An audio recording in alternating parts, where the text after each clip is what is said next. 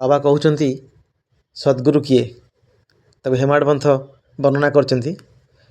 ସକଳ ବସ୍ତୁରେ ପରିବ୍ୟାପ୍ତ ସିଏ, ବିଶ୍ୱ ବ୍ରହ୍ମାଣ୍ଡରେ ରହି ସବୁ ଜୀବ ମଧ୍ୟରେ ବିଦ୍ୟମାନ ଅଟେ, ସମାନ ରୂପରେ ଥାଇ।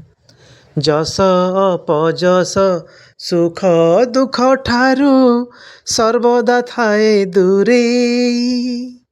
ପୂର୍ଣ୍ଣ କରିଥାଏ ସକଳ ବାସନା, ମନରେ ଦର୍ଶନ ଦେଇ। ହୃଦ କନ୍ଦରରେ ବସି ରହିଥାଏ, ନଥାଏ ମନ୍ଦିରେ ସେଇ। ଥରେ ଡାକିଦେଲେ ଅନ୍ତରେ ତାହାକୁ, ପହଞ୍ଚେ ସେଠାରେ ଯାଇ।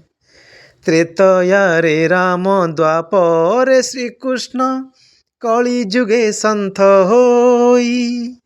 ସିଏ ହେଉଛନ୍ତି ଆମ ସଦ୍‌ଗୁରୁ, ନାମ ଅଟେ ତାଙ୍କ ସାଇ।